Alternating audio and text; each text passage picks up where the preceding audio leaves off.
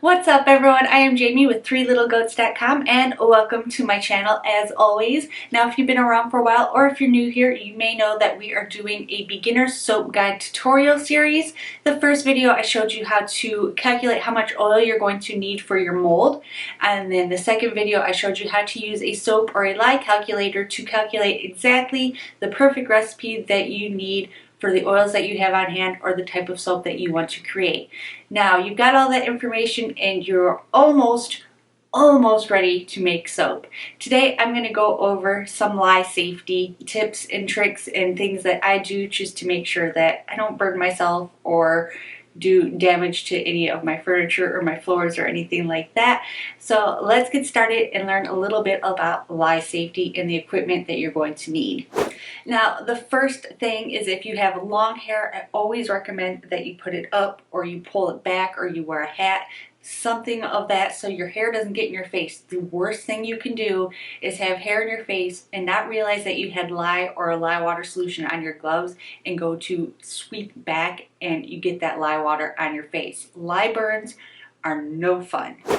Speaking of gloves, you're going to want to use, of course, some gloves. You can use disposable gloves or you can get a really good pair of like dishwashing gloves, something that's comfortable for you to work in. I prefer disposable gloves just because I haven't really found a dishwashing glove or anything like that that I really feel like I can get in there with. So I prefer disposable, but again, it is completely up to you on what type of gloves you use. Just make sure that you use them. Next thing you're going to want to do is put on a long sleeve shirt. It doesn't seem like much, but lye can be splashed around, especially when you first start mixing it into your oils. You don't want it to splash up on your arms, so make sure you wear a long sleeve shirt. And even though I do wear glasses all the time, I never wear contacts, I still wear safety glasses over my glasses. That way it's just got a little bit more of a cover. I did have a face shield that I prefer to use, especially if you have glasses. A face shield would be more ideal, but in a pinch, safety glasses will work as well. And then of course, because when you mix your lye water solution, it is important to work in both a very well ventilated area. My office actually has windows across the back and the side, and I have a ceiling fan, so when I am mixing lye, I tend to open up at least 1 or 2 windows and I have my fan on. If your area isn't that well ventilated, then you're going to need at least one more piece of equipment. If I can get this on.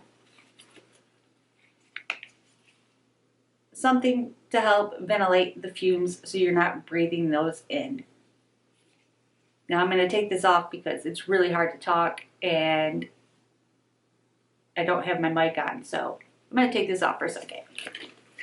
And these because they're falling off. Now those are just some of the basic things that you want to do to be able to protect yourself from the lye and being burnt by it. Again, lye burns are no joke. They can be very painful, especially if you get a lot of lye on your arms or your face or anything like that. Speaking from experience, I know you don't want to deal with lye burns. So protecting yourself and covering as much skin as you can is always going to be a good help. Also, I highly recommend you wear tennis shoes.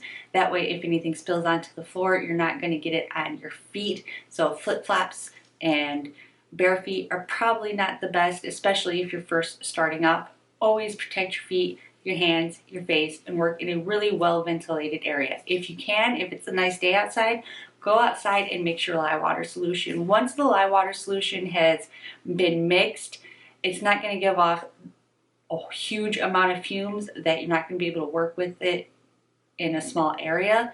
I like to mix mine in a really well ventilated area beforehand and let it set off to the side to let some of those fumes dissipate before I actually make my soap, and I can take off my face mask and close my windows and my ceiling fan. That's why in a lot of my soaping videos you'll see that my lye water has already been mixed, because it's kind of a pain in the butt to try to talk with the mask on or take everything outside to show you exactly what to do. But I will show you that here in a few minutes.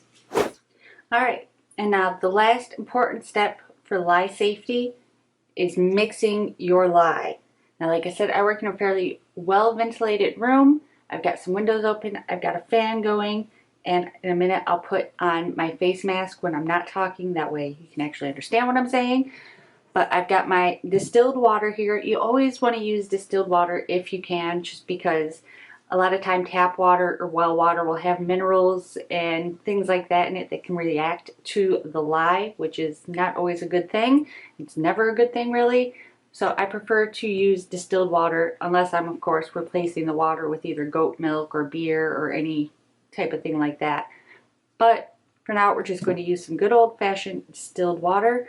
I've got my lye all measured out, and I have a stainless steel spoon that I always have marked with lye on here. It's the only thing I use this for, is mixing my lye water. So you never want to pour your water into your lye. It could possibly just explode everywhere, and you definitely don't want that. So you're always going to want to take your lye and pour it into your water. And I prefer to do this a little slowly, a little bit at a time. That way it doesn't just give me a big old burst of fumes in my face. And I never like to look over my water when I'm doing this. I keep my head back as far away from it as possible so I'm not breathing in those toxic fumes. So let me get my mask and we will get started here.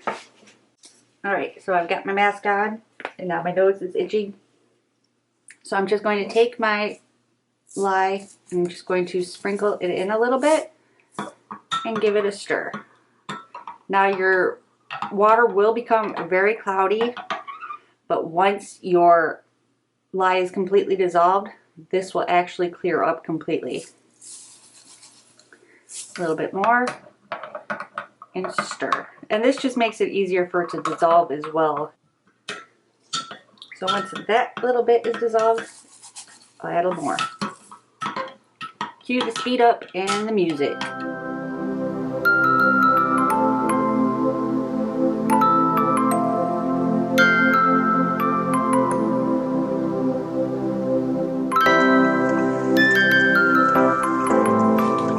Alright, now you can see it's still a little bit cloudy. It'll clear up after a few minutes, but you want to be very careful at this point because this gets really hot. Right now it's at 200 degrees. Way too hot to soap with, way too hot to do anything with. So I like to just take out my mixing spoon and just let it sit. I prefer to make my lye water the night before and let it sit overnight. That way it's nice and at room temperature. And I know I'm soaping at a very low temperature, which helps as far as your trace and things like that. It gives you a little bit more working time to work with. So once this is completely clear, I will bring you guys back. Alright, I don't know if you can tell or not, but the lye water solution has cleared up quite a bit. But like I said, it's still really hot. It's still at 100 and almost 190 degrees still.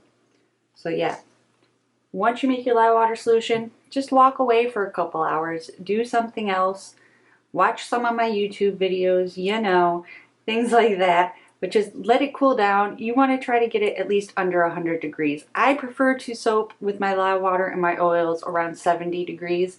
That's just my preference. But I highly recommend if you're new at soap making to try to get that lye water down to at least a minimum of 100 degrees. Alright guys, so that is what I have for you this week. If you have any questions, be sure to leave them down in the comments below, and be sure to always check out that description box. I have just a ton of different articles and links and things that you can check out that will help with your soap making journey. And as always, if you like this video, be sure to give it a big thumbs up, and if you haven't already, hit that subscribe button. We put out new videos every single week, and be sure to stick around because I'm taking the lye water that we made in this video and I'm going to be making a pumpkin spice latte soap, which I am super excited for. I'm not a fan of the drink. I absolutely hate pumpkin spice lattes.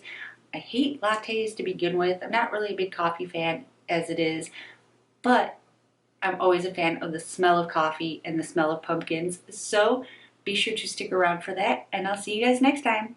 Bye!